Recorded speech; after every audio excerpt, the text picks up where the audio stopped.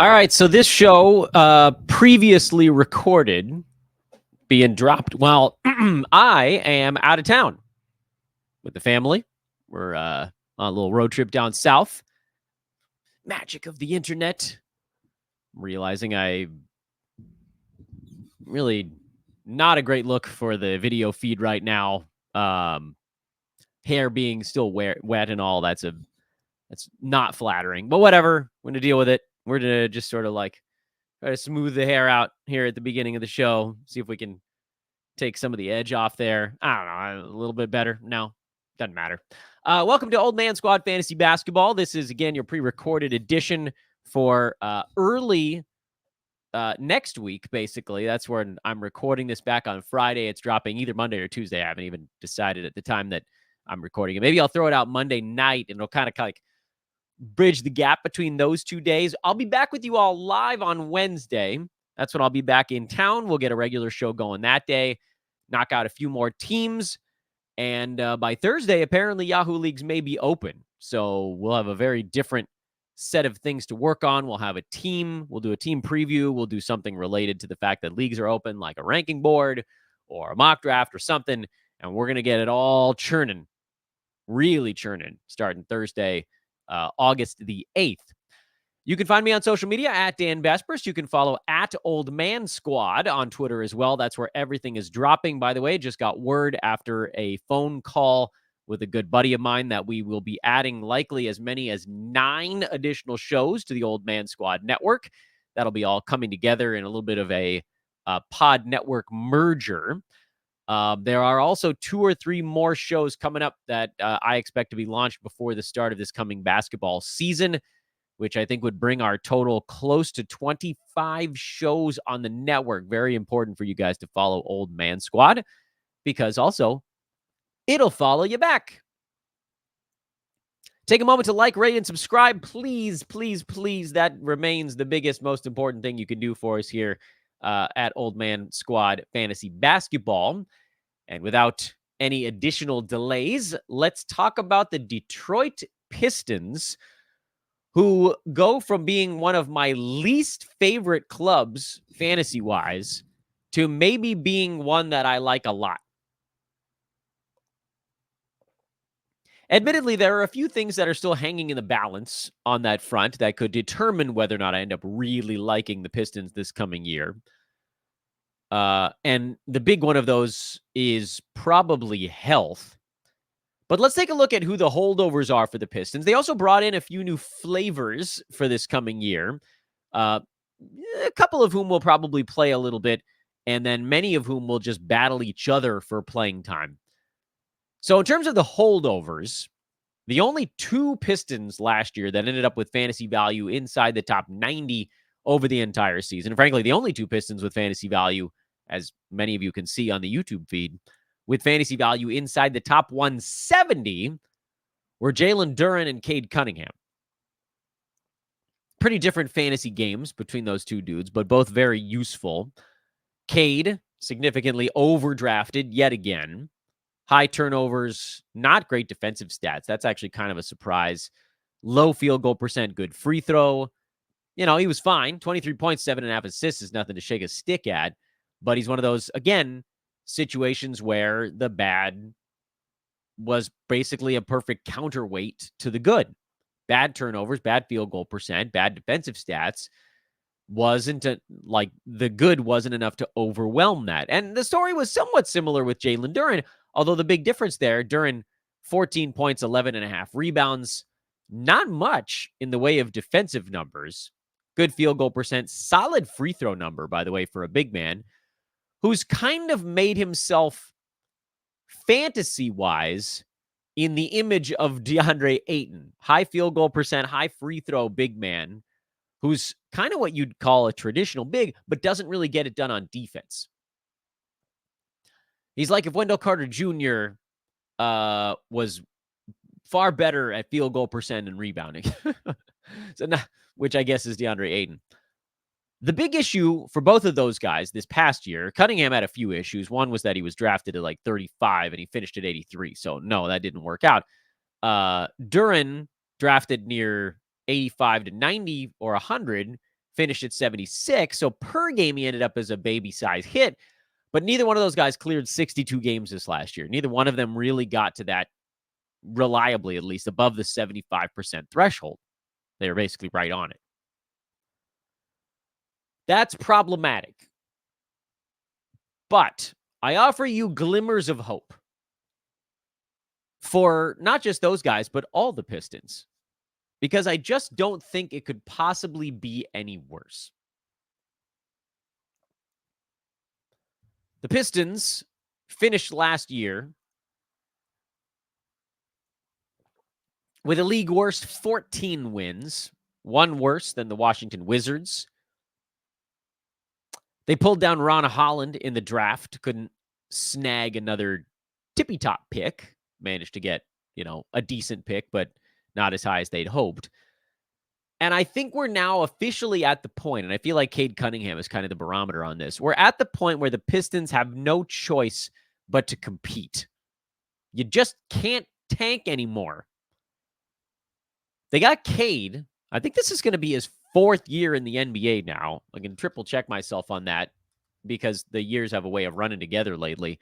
But I'm fairly certain that he was drafted in 2021, meaning the 2020 to 2021 season was already an awful year for the Pistons. They got the number 1 overall pick. And they've been bad for 3 additional years, haven't been able to score that top one. But so there's an argument on both sides of this one. I don't want to do it like one at a time because people are going to start yelling at me in their own heads. As you guys are listening, you're going to be yelling, Dan, you're forgetting one very big thing. That one very big thing is Cooper Flagg, who any team with a chance to be the worst in the NBA is going to want to be the worst. I get the feeling with this team that like they've been awful, truly awful for 4 years and running. That's a really long time to be pushing the absolute bottom of the NBA. So there's a real legitimate sales job going on behind the scenes with the Pistons. And that sales job, and they had a big turnover in the front office as well, is Cade. We know you can't wait on winning much longer. He signed a big extension, or he's about to, or something like that. It's either happened or it's about to happen. But we need you to be comfortable with the idea that we might still pull the plug 2/3 of the way through the season. Even if you guys, have racked up like 25 wins at that point, we might just cap you out at 25. So we have like a 9% chance of getting the top pick. And I mean, the bottom 3 teams still only have a 14 point something percent chance of getting the first pick. So if you're like 5th, 6th from the bottom, your odds of getting the first overall pick are not that much lower than the teams at the absolute bottom.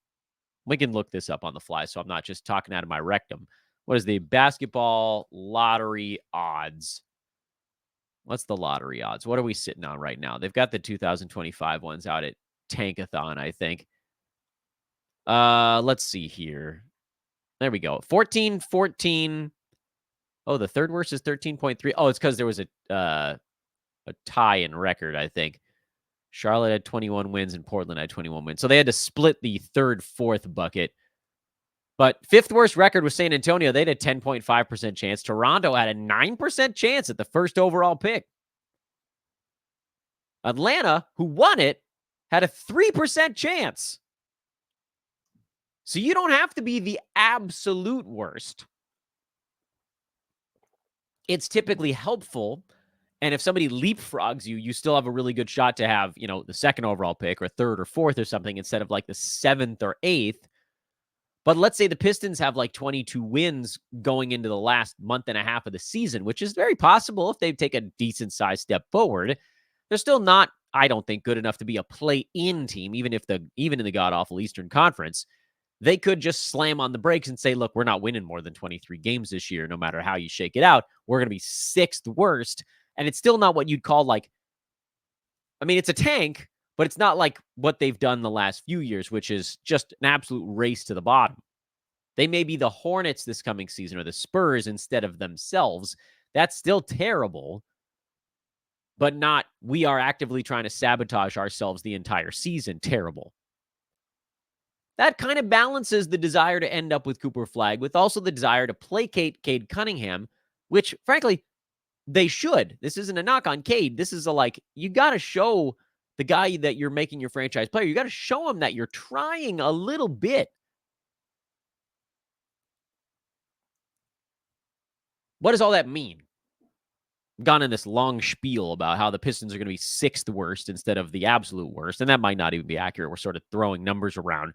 What that means is that you're going to probably see Cade try to get to 72 to 74 games. Try. Will he get there? I don't know. You're going to see Jalen Duren, if his ankles don't swell up, try to get to 70 games played. So I wouldn't draft those guys under the assumption they're only going 62 again. It's possible, but I'd call it more of a coin flip that they're kind of on either side of the 71.5 game threshold. Call it a coin flip. In terms of will Cade hit his ADP? Well, 8 cat versus 9 cat's a big thing. What you're actually trying to get out of him is a big thing. Is he able to post defensive stats again? That's part of the equation because they weren't particularly good this year, and I feel like they were better. I guess his rookie year they were better. Maybe not. Well, he only played 12 games last year. Remember, he was dealing with the foot thing.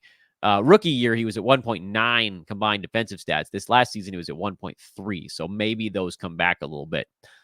I wouldn't expect the field goal percent to be much better than 45. That was a career high this last year. His 3-point percent was 35.5. That was a career high. His free throw was 87. That was a career high. If you're expecting Cade to take a step forward, it's defensive stats and an improvement in assist to turnover ratio. He's going to have a tough road to jump far beyond like the 55 range in 9 cat. It's not impossible, but I would say it's somewhat improbable. So odds are I probably won't end up with Cade Cunningham on my team. Jalen Duren I might end up on my team, even though he's not a big shot blocking dude. He can, I don't say will, he can be better than he was this year in steals.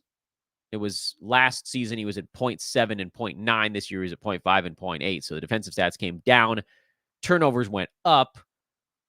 Played basically the same number of games. Minutes went up, and so the rebounds went with it. But it's weird to see the defensive stats go the wrong way like that. So I think there's a chance that Duren, if healthy, can get up near that 30-minute threshold again. Possibly replicates the scoring from this past year, maybe a little bit more efficiently. Which I know that's asking a lot, but, 62% versus 64, I'll take whatever you can get in there. And I legitimately think, and I said it last year, that was like one of my preseason hot takes, Jalen Duren, once this team really starts to compete and throw him out there for 32, 33 minutes, he has a chance to lead the league in rebounding. That's really what you're going to get out of Duren if you draft him. He also went from 61% to 79 at the foul line. Don't be surprised if that 79 actually comes back down a little bit. And maybe this year was the big jump. And then next year is kind of like a little bit of a settling. But I don't think you're going to have to draft Duren earlier than about 90 again. And I think I would.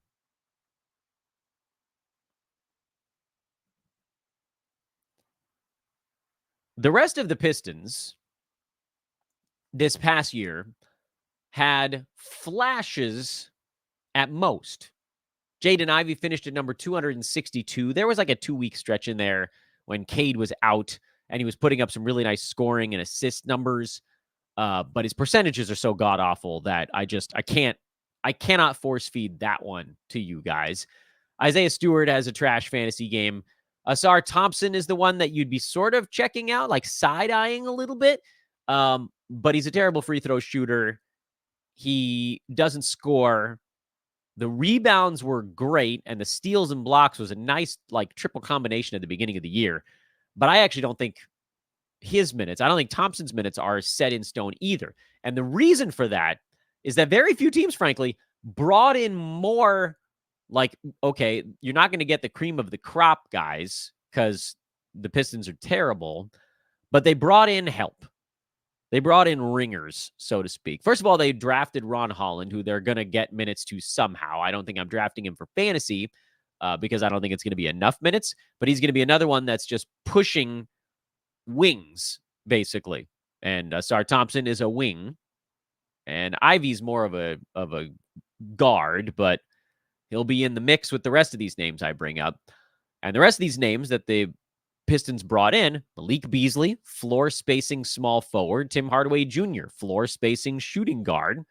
I don't like these guys as all-around basketball players, but they're going to play on a team that was the worst in the NBA at spacing the damn floor last year.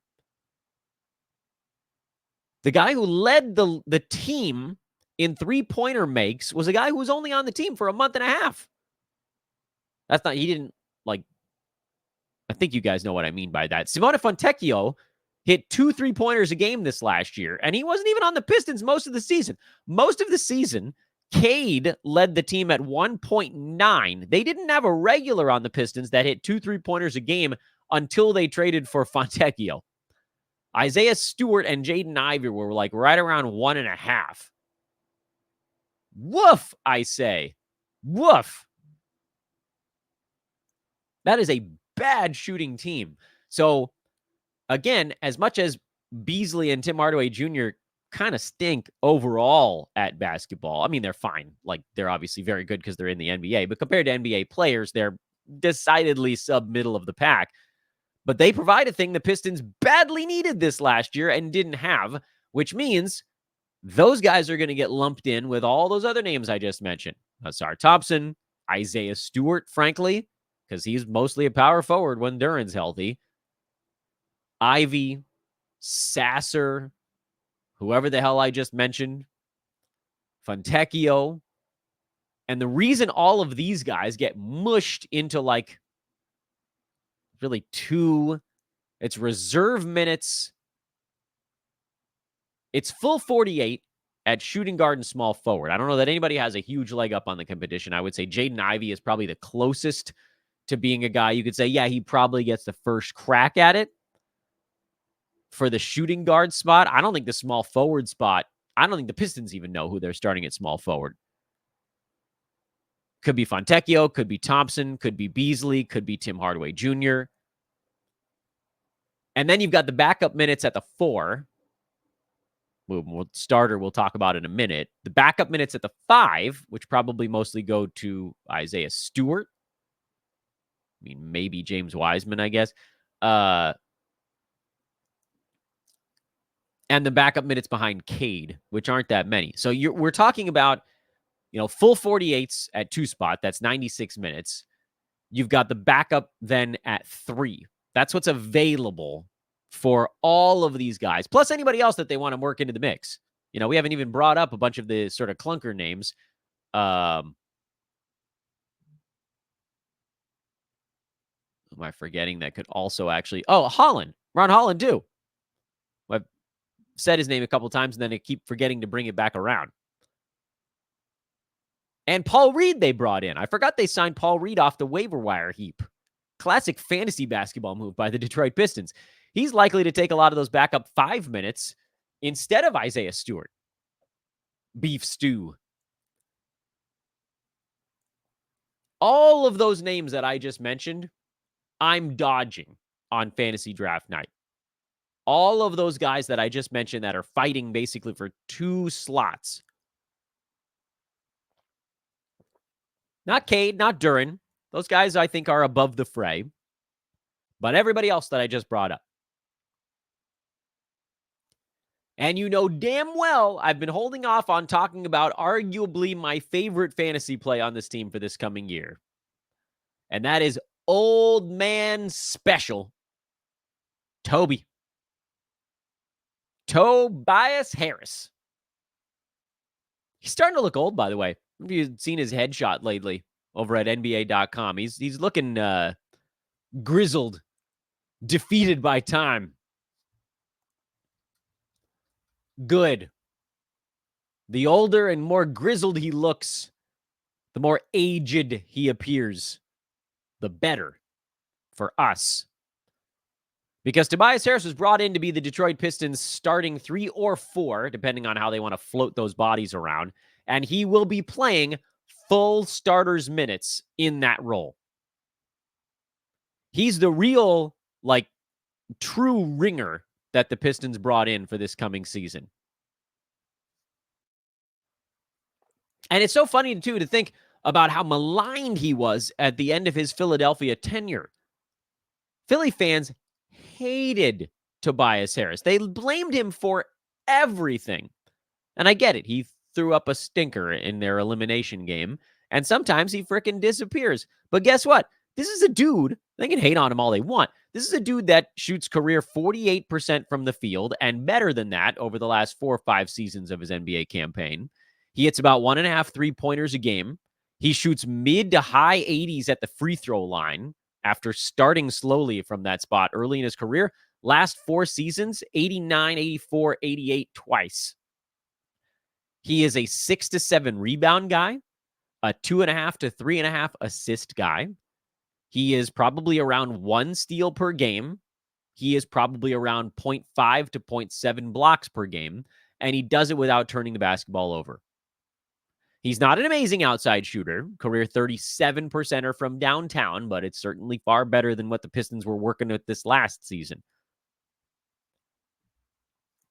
The really amazing part of the Tobias Harris fantasy story is that when you're that good, and I'm not saying he's like a world beater in these things, but basically when you're a neutral in field goal percent, a big positive in free throw, when you're not a negative in either percentage category, you don't have to be that good in the other categories to be a nice positive impact fantasy play. Having him on the floor every second that he's on a basketball court, he is not hurting you anywhere and helping as many places as humanly possible. He is this rare, there are plenty of them out there, but he's relatively rare, a guy that you drop him on the court and he basically does nothing harmful during the time he's out there. You know who are the other guys that basically do that kind of stuff? Like top 25 dudes. But they do it on large usage. Tobias does it on medium usage. Which is why I'm actually really excited about Tobias Harris, because last year, and the numbers you guys on YouTube have been staring at on your screen, Cade Cunningham took 19 shots a game last year. Jaden Ivey was at 12.5. Of the Pistons that finished the season on that Detroit roster, that's the second highest mark. Think about who Tobias Harris was playing with last year in Philly. Joel Embiid took 22 shots a game. Tyrese Maxey took 20. Kelly Oubre was at 13. Tobi himself was at 13.6. There were 2 players on Philly that took more shots per game than anybody on Detroit. And there were 4 players on Philly that took more shots than the second most on Detroit, and that was Jaden Ivey. The only knock on Harris from that standpoint, from the field goal attempt standpoint, is that when guys were out on Philly, he wasn't really the dude who did more stuff. It was like Kelly Oubre that came out and took a few extra shots. But I think we're going to have a little bit of what we talked about with Jonas Valanciunas. I need to come up with a fun name for it. I think for right now, I'm just going to call it who, if not me, who syndrome. If not me, who-itis. On Philly, Tobias is looking around like, if not me, then, oh, these guys. Yeah, I should probably let these guys do it. On Detroit, it's going to be, if not me, then Cade? Okay. But the rest of you guys? No, it's me. I'm number 2. Do you guys remember where Tobias Harris's fantasy value was the last time he was a number 2 option on a team? I think it was his first year in Philly, actually, which I believe was the COVID season. They had Embiid. They had Ben Simmons, who was the second highest usage guy on the team, but he didn't shoot. So Tobias went out and took 16 shots a ball game that year, averaged 20 points, 7 boards, and 3 assists. And this was before he shot 89% at the free throw line. Do I think he's going to take 16 shots a game? No, that's probably a little bit of a stretch. But guess what? We don't need him to, because he's gotten more efficient in basically everything. Funny thing, too, by the way, is that Tobias Harris is actually ranked higher this past season on 13 and a half shots per game because his field goal percent was 1 click higher and his free throw percent was 8 percentage points higher. If he shoots 49 and 88, and maybe the field goal percent takes a dip if he's not along Embiid and Maxey, but if he goes 49 and 88 and he increases his shots per game from 13 and a half to 14 and a half or 15, we're talking about a late third rounder. No chance you're going to have to draft him there. I would love to know where Tobias Harris is going to get drafted this year, and I would be floored if he was drafted inside the top 50.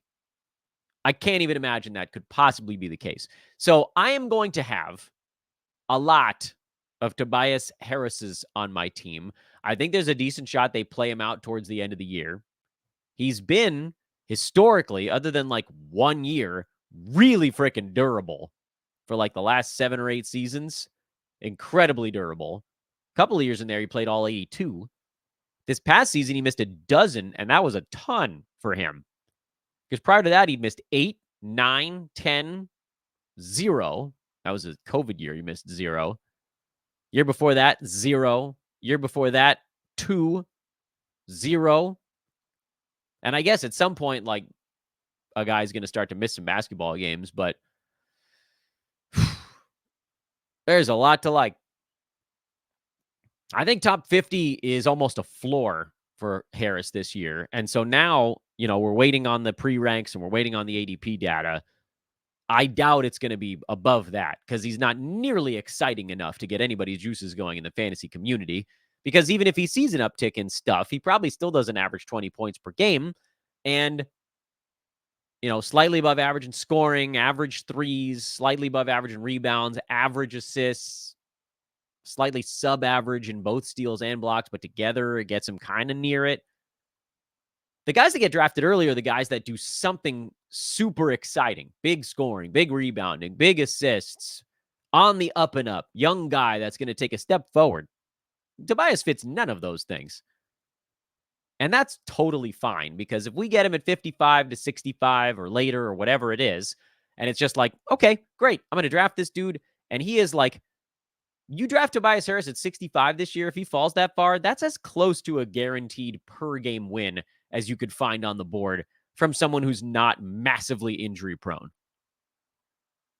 I need a new category of players because there's the per-game darlings, which are the guys that are always going to get drafted later than their per-game rank because they're hurt all the time.